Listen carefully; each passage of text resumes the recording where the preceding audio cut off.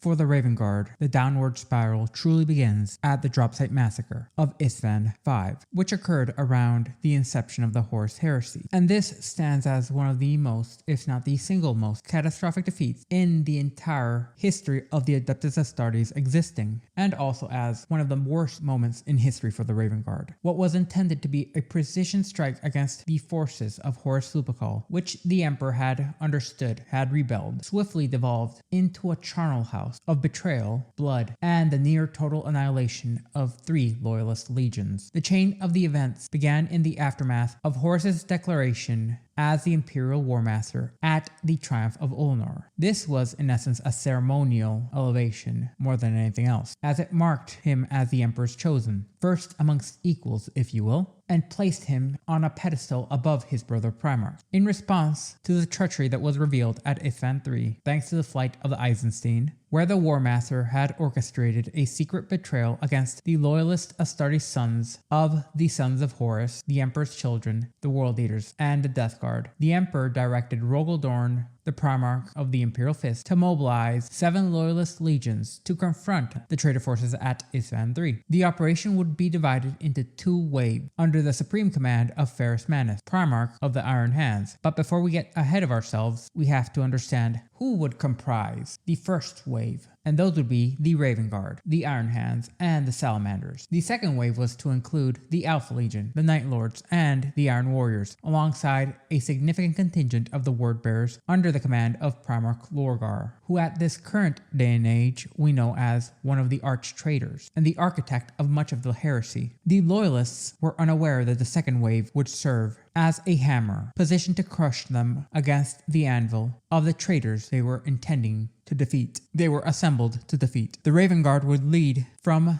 their flagship in orbit, the Shadow of the Emperor, where they deployed alongside the Iron Hands and the Salamanders in order to secure the Orgal Depression. This was a strategically vital drop site, and their initial success did indeed come at a heavy cost, making them much more likely to believe that they had in fact succeeded, as the first wave's forces were significantly thinned, causing casualties to mount before Horus's trap could be fully revealed. As predicted, Horus would feign a retreat, causing Ferrus Manus to lose his head and leave his forces overextended and his veterans separated from the main force, as the man's hot head had caused him to forego the advice and even the pleading remark from both Corax and Vulcan. Manus was determined to strike decisively and express his anger at the betrayal of his favorite brother, leading him to advance directly onto a trap, unaware of the hidden legions of traitors awaiting behind the Loyalist forces. As the Loyalists would then fall back to regroup and to allow the second wave to advance, treachery would strike as the Alpha Legion, Night Lords, and the Iron Warriors alongside the Word Bearers revealed their true allegiances to Chaos and to Horus rather than the Emperor, flanking and decimating the retreating first wave. Amongst the most brutal assault was that of the Word Bearers against the Raven Guard, who were caught exposed and unprepared. It was sheer and utter chaos which would cause Corax, the Raven Lord,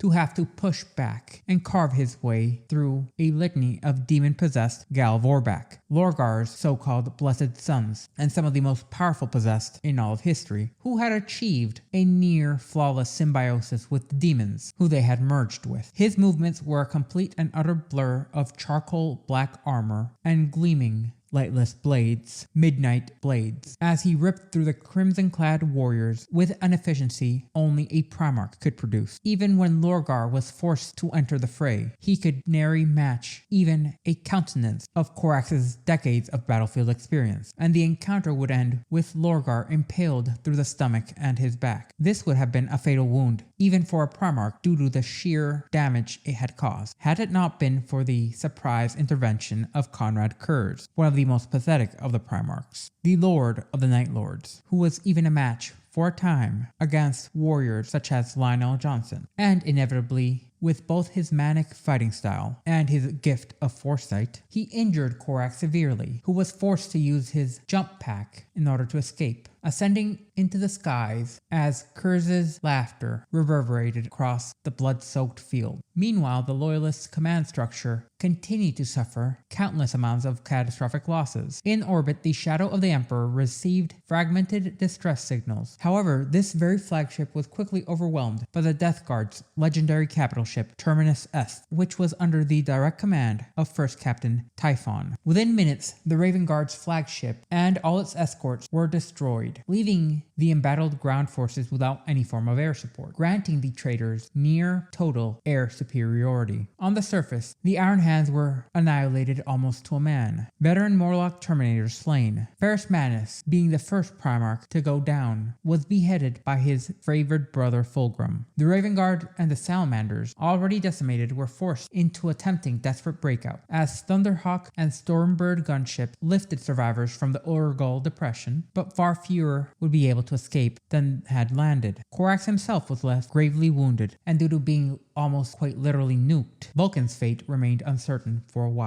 a time. By the end, the first wave of loyalists was reduced to a pittance of its former strength. The Raven Guard, forced to retreat to Deliverance in bitter defeat, was made to lick its wounds, as their ranks had been shattered, and vengeance would now have to be deferred. However, what forces did remain were emboldened, as they would never let their thirst for revenge go. The Dropsite Massacre had left the Raven Guard, which was an already rather small legion, significantly underpowered, as they had gone from an initial strength of nearly 80,000 Astartes to a remaining fewer than 3,000 warriors. Much of this damage was actually caused by directed atomic artillery strikes upon the Primarch's general positions. However, the Raven Guard were not the most affected, as they still could operate in solace as having their Primarch alive. What didn't escape the planet was forced to deal with Mortarian's Death Guard and even Angron's World Eaters, being now supported by Imperator-class Titans. What didn't escape the planet would eventually be fully slain. However, it is important to note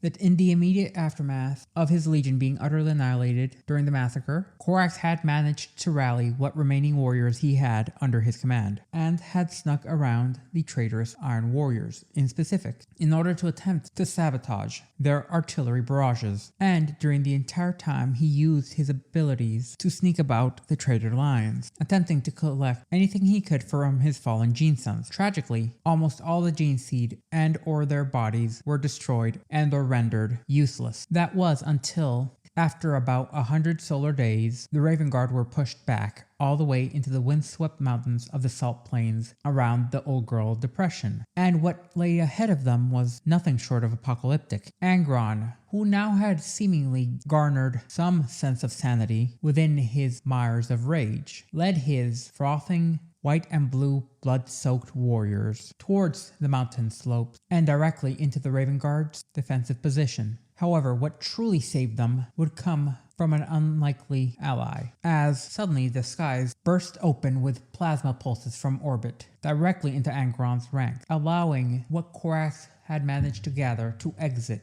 into the now open ramparts as reinforcements had arrived. This incident was orchestrated by Commander Barain, a Raven Guard captain who had been left in a defensive position upon their homeworld of Deliverance. Barain orchestrated the evacuation of the forces at Isfahan without guidance from Corax. However, this is not the surprising part, as behind the scenes, it seems that the shadowed hands of some of the most perplexing members of the Horus Heresy had been operating, as during the Dropsite Massacre, the Alpha Legion had infiltrated the Raven Guard, planting themselves as dead legionaries and following directives not from the traitors, but from the alien group known as the Cabal, as they now had ordered the pursuing World Eater's fleet to stand down. Their goal was not to aid in the downfall of the traitors, but rather follow a grander scheme that required the survival of the Raven Guard, just long enough for them to take possession of future Imperial assets, which the Alpha Legion infiltrators would later claim. Corax would never learn of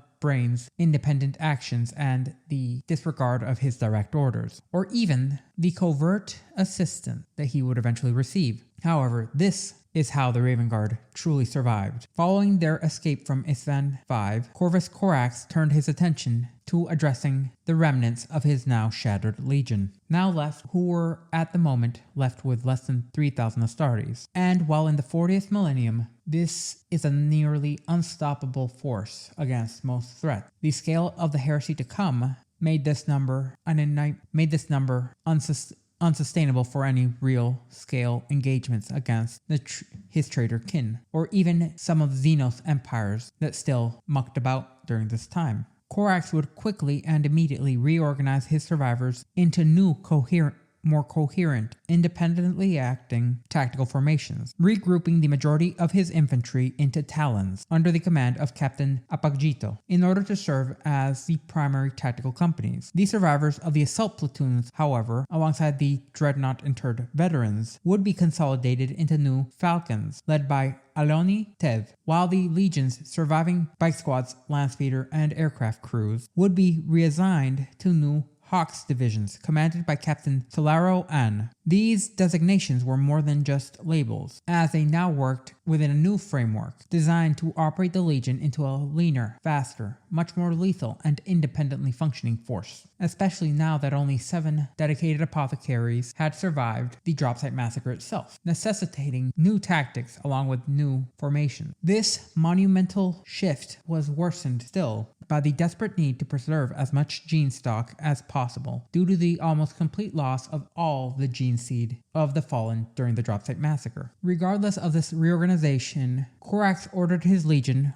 or the majority of it, to return to Terra, with the primary goal to petition the Emperor for aid in the reconstruction of the Raven Guard. And despite the disagreement, along with the disapproval of Rogaldorn and Malcador the Sigillite, Korax succeeded in establishing psychic communication directly with the Emperor. At the time, the Master of Mankind had been fully consumed with countering the chaos incursions within the warp, while simultaneously attempting to stabilize whatever remnants of his webway project that remained, which had been completely destabilized by Magnus the Red after his catastrophic shattering of the ward. Through this communication, the Emperor revealed certain truths that would reshape Korax's understanding of the galaxy, including but not limited to the Imperial project designed to control segments of the webway, the nature of chaos, and the stark reality behind the outbreak of the Horus Heresy, along with the orchestrated campaign that the Emperor had been waging against the Gods of Chaos, along with the campaign that the Gods of Chaos had been orchestrating to overthrow the Emperor, utilizing Horus along with the traitors as their pawns. Yet this revelation would not be the only one. Astonishingly, the Emperor also disclosed that the Primarch project still had its original genetic assets secured, along with which included, but were not limited to, long dormant samples of the original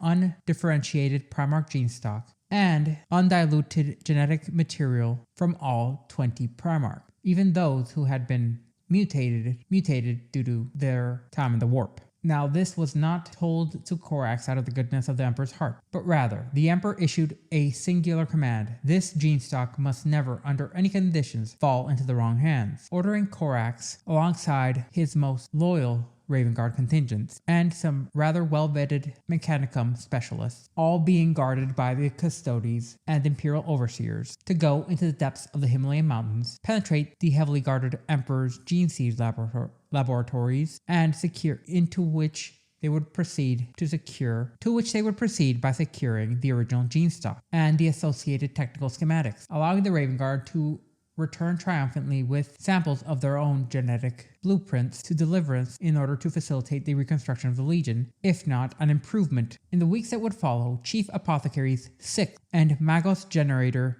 Nixon Orlandus worked tirelessly in order to create a stable reservoir of gene seed from the undifferentiated Primarch DNA. This stock would be purer than any derived from conventional Raven Guard lines, as it originated before any genetic mutations or deviations had been made in order to create the 20 individual Primarch. This pristine gene seed would then be implanted into 500 aspirants, who would be further altered through an accelerated, extreme, rapid development schedule that would prove some rather remarkable results. These newly created Astartes, though lacking battlefield experience, were genetically and physically superior to the standard Raven Guard. In essence, they were proto-Primarchs. These recruits were designated as Raptors and entrusted to the command of Captain Brain, now appointed as the Master of Recruit, who had now been appointed to the rank of Master of Recruit. The Raptors themselves would face their initial baptism in a decisive strike against the Wordbearer's intelligence outpost, successfully eliminating the enemy presence and validating the Raven Guard's newly forged tactical structures. However, unfortunately for all involved, these leaner, swifter, and more lethal warriors, even under the oversight of Korax, were not without the touch of misery and misfortune, as the Alpha Legion had been rather patient and calculating. their long-term plans, extending far beyond the immediate theaters of the Horus Heresy. While the Raven Guard celebrated this successful extraction and stabilization of the original Primarch gene stock, the Alpha Legion's operatives had deftly moved in the background, fomenting unrest amongst the tech guilds upon the orbital world Kadivar. There they subtly incited rebellions, assembling a hidden force in preparation for the culmination of their greatest scheme, for one of their greatest schemes. Meanwhile, within the Raven Guard's own ranks, Alpha Legions had already inserted operatives into the loyal Astartes, into Corax's most loyal Astartes. These ancients, in collaboration with adepts of the Dark Mechanicum, succeeded in secretly contaminating the purified Primarch gene stock with a virus imbued with no small amount of demonic essence. The nature of this malign influence would remain hidden even from the Alpha Legion until long after the contamination had taken full effect, as their Dark Mechanicum allies had insisted that the virus could be extracted once the Primarch's DNA was under their control.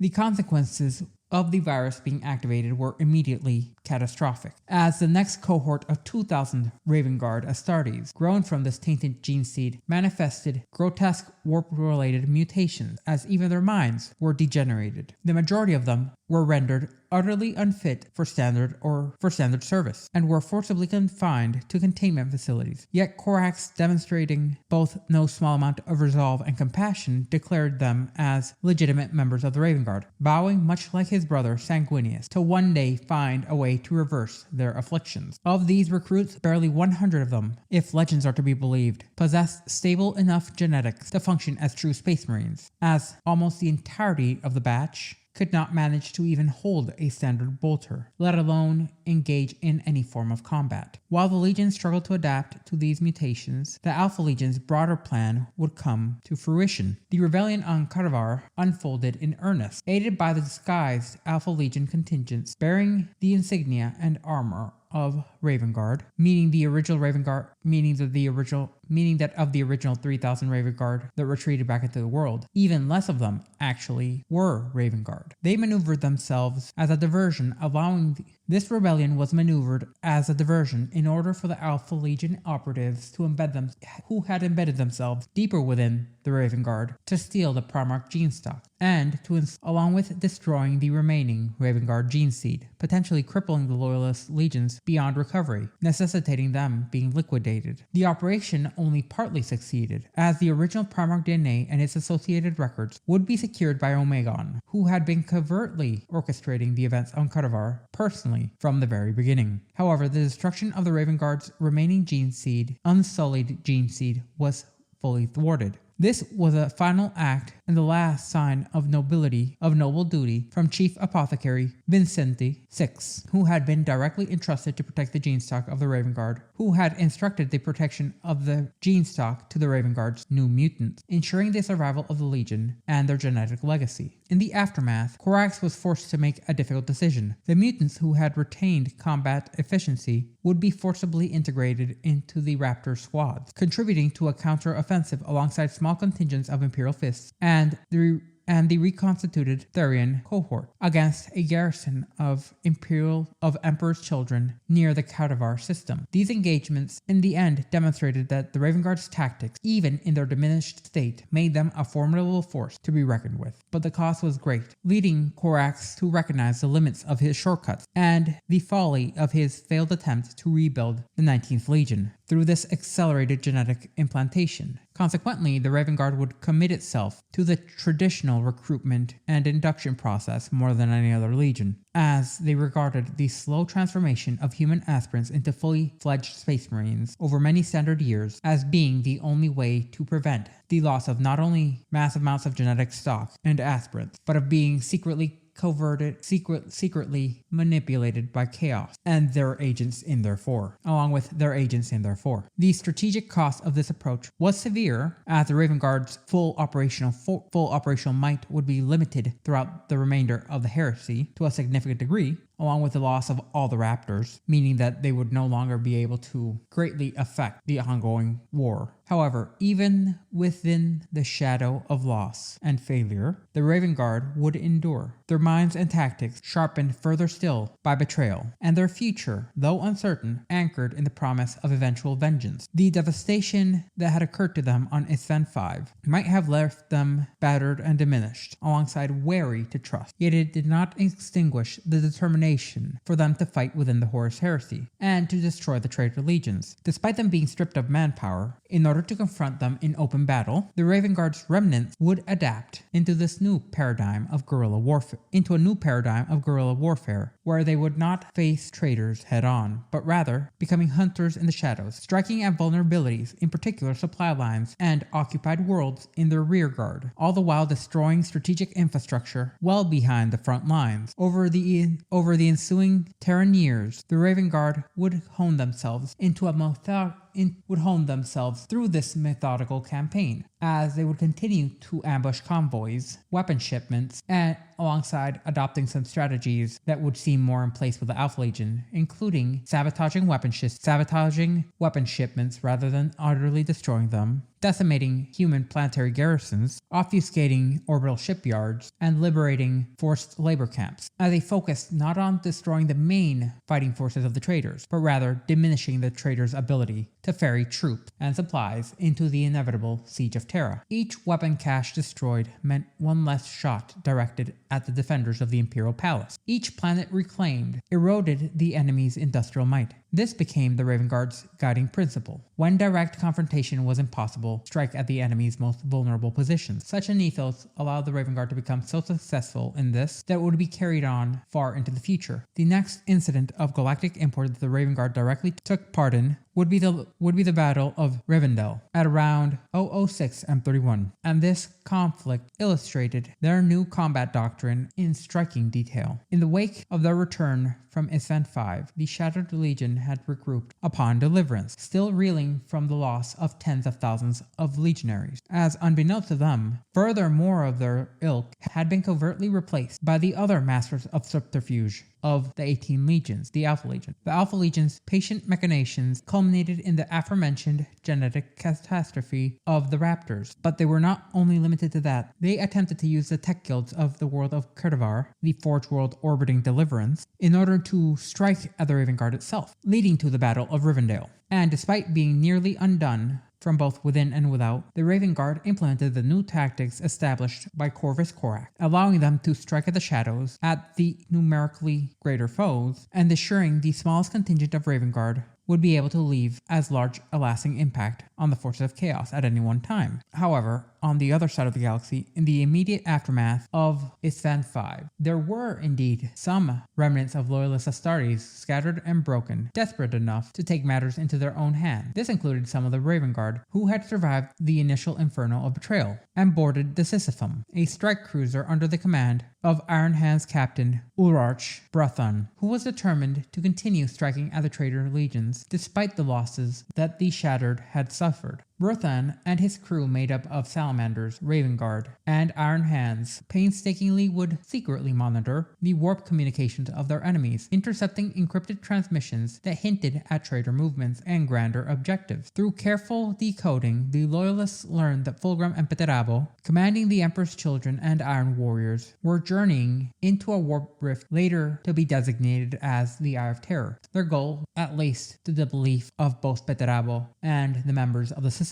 was to acquire a potent Eldar artifact known as the Angel Exterminatus. What Fulgrim made clear was a weapon which could potentially tip the scales of the Horus Heresy decisively in favor of the traitors. The loyalist survivors aboard the Sisyphum rallied a small fleet of like-minded space marines from the Shattered Legions amongst the Dropsite Massacre survivors and other Black Shields from parts unknown and legions undefined in order to pursue the traitor forces. Within the chaotic current of the malignant warp storm, the traitors would then arrive onto one of the Crone worlds. This was Lydris, a long-abandoned Eldar citadel placed upon the center of the world known as Amon Niegshik Keldius. Here, the traitors were met with the ancient Eldari defenses, which had been automated constructs animated by the souls of the planet's long-dead inhabitants. Each encounter had forced the traitors to expend men and munition against systems who had last been active tens of millennia ago. Yet the true horror lay deep beneath the surface. Fulgrim's quest for the Angel Exterminatus had been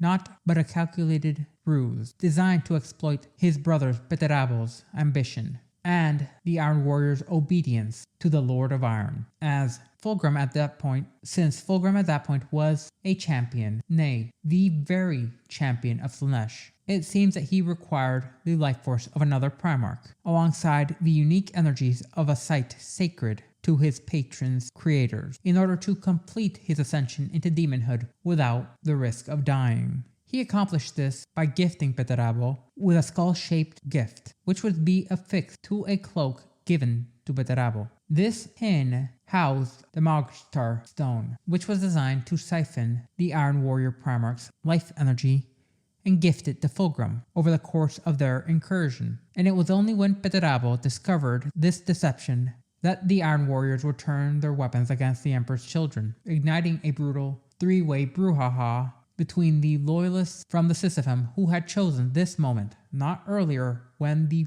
ascension of Fulgrim could have been prevented, in order to act. In the course of this brutal melee and carnage, there was no small amount of carnage, as Fulgrim was struck down by his brother Beterabel with Forgebreaker, a hammer originally forged for Ferrus Manus. Ironically, this act was what was necessitated by the Slaaneshi ritual to fully transform Fulgrim's body into a vessel of Slaanesh's power, reshaping the Phoenician into a serpentine demon prince, becoming the first of the traitor Primarchs to truly ascend to immortality in such a manner. This led to the Emperor's children's forces being teleported away from the now collapsing Crone world, which had been drained of its energies in Fulgrim's ascension. Beterabel and the Iron Warriors would then escape through the collapsing Eye of Terror themselves. This ensured that the potential slaying of at least one traitor Primarch did not occur by the members of the Shattered Legions within the Sisyphum. However, further down the line, the first decisive offensive after the massacre that the Raven Guard would take part in would be the raid on Cruxix, and it represented the Legion's return to active operations, where they had tested the mettle of the Raptors. Here they had been assigned to striking at the Wordbearer's listening posts. This operation was meant to assess both the discipline and the combat readiness of what was supposedly the genetically perfected warriors that now constituted the core of the Raven Guard's rebuilt Legion. This operation would last less than 20 minutes, and it would prove that the Raptors were able to obliterate the garrison due to their significantly higher physical stats, along with their vastly overwhelming precision and lethality. Following this raid, the first 300 of the Raptors were officially declared fully battle-ready, and after this, the Raven Guard's main fighting force was redirected into the siege on the fortress of Narcissus. This would be a series of engagements rather than a singular battle, where the Raven Guard would reclaim some of the honor that they had lost after being shattered. And it would occur in 007 M31, when the Raven Guard turned their attention to the world of Narcissus, the famed Perfect Fortress. This was a relic of the early Great Crusade era, built by the 3rd Legion, the Emperor's Children, and it was, in essence, as perfect of a military bastion as possible, designed as both a fortress and a hive city of extraordinary complexity. Within said complexity was the genius of its creation, as the elegant colonnades and administrative centers massed weapons depots, with every balcony designed as a firing lane and every terrace made to be transformed into a pre-planned killing zone for defensive staging. The fortress's name was no mere boast, but a testament to its formidable design, one that would test even the most seasoned warriors of the Raven Guard. For the severely diminished Legion, a direct assault was beyond their capacity, even with their new temporary fighting force, following the Caravan uprising and the loss of much, if not all, of their new aspirants. However, the Raven Guard were able to augment their forces with the implementation of combined squads of Raven Guard and Therion cohorts, regiments of the Imperial Guard army sworn to the Emperor's cause. These soldiers bore the brunt of the initial assault, landing quite a distance from the fortress itself and marching into devastating fire for 3 grueling days, and for said days they would advance under ruthless bombardment, only to be forced to retreat time and time again. Their losses anticipated by Captain Lathyrus of the Emperor's Children. However, this was all within the Raven Guard's plans, as it left the Emperor's Children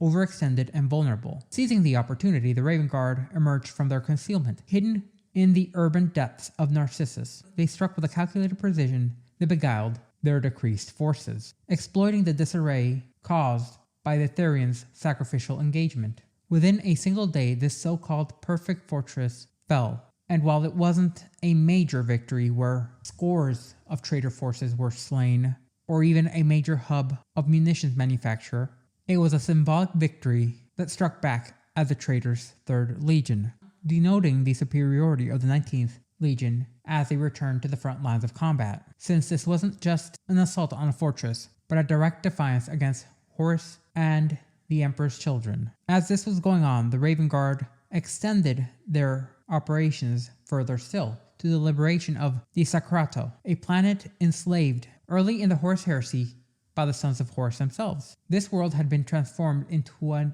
massive worldwide prison where its population was subjected to oppression and brutality greater than even that in the worst worlds during the 41st millennium. However, despite this soul-crushing brutality, discrete resistance movements had gradually coalesced into a rebellion ready to strike. Upon the arrival of the Raven Guard, they were able to use these forces and provide surgical precision strikes to crucial positions, allowing the local population to swarm their enemies, destroying them with sheer numbers. Casualties would be regrettably high amongst the natives of the world, yet their combined efforts allowed for the planet's liberation and the destruction of a militarily superior force. To bolster morale and consolidate their forces, Corvus Corax went so far as to utilize the astropathic choir to broadcast the rallying cries of this world across all Imperial space. This message would draw in over 300 Astartes from various legions, which we are assured to would include loyalist members who had potentially survived from the traitor legions, who were all eager to learn of the Raven Guard's style of guerrilla warfare. Amongst these returning warriors included Gareth Aridi, the former commander of the Shadow Wardens and Corax's personal bodyguard. Long thought dead, Arindi arrived bringing intelligence on another prison world, Kandiru, which would also soon fall under the Raven Guard's assault. The Legion's next major operation was the range on Capel 5642A, and it once again exemplified the Raven Guard's preferred tactics in the Heresy: precision strikes against strategic targets in order to maximize disruption with the use of minimal forces. This world was located in the Carthenian Reach. Rather than a traditional world, it was a Mechanicum-controlled asteroid base functioning as a shipyard, using forced labor. This world was used to accelerate traitorous warship production, completing years of construction through forced slave labor in a fraction of the usual time. The Raven Guard's assault cadres, delivered via Stormbirds, Thunderhawks, and other varied assault craft, neutralized the orbital defenses. Then, within minutes, legionaries penetrated the base, drawing the defenders' attention, while Avenger-class torpedo craft struck, allowing the docks and the completed ships to be obliterated within a single devastating blow. This was an attack executed so swiftly that the attackers had already withdrawn before the destruction had occurred proper, and those forces would be ambushed further still. In the year 007 M31, the Raven Guard turned their attention to a minor Mechanicum forge world known as Gonstax II, a planet made up of acidic seas and ever-shifting cloudscapes, where barge cities roamed the skies like islands upon a corrosive ocean. Amongst them was Atlas, a city which stood as both an industrial hub and a military outpost. Its ruler, Archmagos Delvier, had allied himself with the traitors, word-bearers, and begun production of unknown demon engines and machines of unspeakable corruption, whose purpose would soon be revealed, if allowed to fulfill Chaos's machinations. However, by what would be recorded as an act of fortunate timing, the Raven Guard came upon Kemel, a strike cruiser tasked with resupplying the traitorous legions, and leading this assault personally was Corvus Corax, accompanied by his senior officers. They would seize the vessel, and within the ship's data cores, the Raven Guard uncovered the ship's intended destination, and with it, the revelation of the word-bearer's machinations. This compelled Corax to divide his forces in order to investigate the world, all the while continuing their assaults as normal, as to not draw undue attention to this incident. On Constax II, the Raven Guard quickly observed the extent of Chaos's influence upon the city, including the titanic defenders of Legio Navialis, all which had fallen under the Archmagos' sway. Employing deception and precision strikes, the Legion seized control of Atlas, and they were even aided by loyalist Mechanicum elements who had been waiting for just the right time to strike, alongside the colossal might of Castor Terminus, a warlord-class titan, assigned to defend the world. With Atlas now secure, Corax ordered an assault on the capital itself, Laputus, where the word-bearers and the Dark Mechanicum awaited. As had become customary, Corax left the ground offensive to his commanders while he personally engaged in the fiercest fighting. Within the shrine of the machine god, he would encounter a new type of demon engine. These were machines of completely unrecorded design, who would later be more easily identified as derivatives of defilers. After neutralizing these threats, Corax pursued the Archmagos, who would quickly fall to the Primarch's lightning claws. And this was before he even confronted the Wordbearer's champion, Azor Narthakin. Narthakin, a former librarian now possessed by a demon, had opened a warp rift in order to siphon the energy of the world and sustain his nigh infinite regeneration. The battle reached a near catastrophic impasse, with the Primarch himself being imperiled. Corax would then bet it all on a decisive strike, hurling the possessed librarian into the warp rift he had opened, collapsing the portal and obliterating both the sorcerer and the blasphemous machinery therein, as they were in mid-transmit into the warp. This left the world to be liberated. Then, in 008 M31, the Raven Guard faced their next major challenge, what would become known as the Day of Vengeance on the prison world of Craindiu. This was an operation designed to inaugurate a new method of warfare, one designed primarily to destabilize traitor-held domains through coordinated civilian uprisings and precision Astartes strikes. Commander Shakou had infiltrated Karandu months prior, organizing resistance cells in order to prepare for a full-on revolt. At the appointed hour, designated as V-Day, the population rose against their oppressors, forcing enemy forces into reactive deployments. Elite Mordethian squads landed covertly in the capital, seizing plasma generators and overloading the city's power grid, plunging it into full onset darkness, crippling their anti-air defenses simultaneously. All the while, Raptor companies, under the command of Brain, targeted key installations, revealing Karandiu to be more than just a prison. Instead, it was a laboratory of horrors and abominations uncountable. Under the direction of the Emperor's Children Chief Apothecary Fabius Bile, they had been capturing loyalist Astartes and subjecting them to gruesome experiments, producing all in order to produce a new class of warrior, one which he would continue to obsessively attempt to create, referred to as New Men, or rather, Legiones Superior. These enhanced soldiers, equipped with unknown technologies, were able to overwhelm Corax himself, capturing the Primarch in a moment of dire peril. Only the last-minute intervention by a Raven Guard task force led by Gareth Arendia, acting against orders, ignoring his Primarch outright, was able to save Corvus Corax and ensure the rebellion's success. At a later date, still within 008 M31, the Raven Guard light cruiser Fearless embarked on what was intended to be a routine sweep of an uncharted sector, an operation that would unexpectedly reveal the fragility of the order established in the wake of the Horus Heresy. In the void of an uninhabited system, the crew encountered a derelict Astartes rapid deployment vessel, drifting lifelessly and devoid of power. The vessel's origin was the 6th Legion, the Space Wolves. Curiously enough, the ship bore no visible signs of damage or even an engagement, yet inside, the boarding party discovered 3 defaced corpses which were unmistakably of Space Marine stature. Lieutenant Navarre Huff, commanding the Fearless and a company of what is assumed to be Raptors, ordered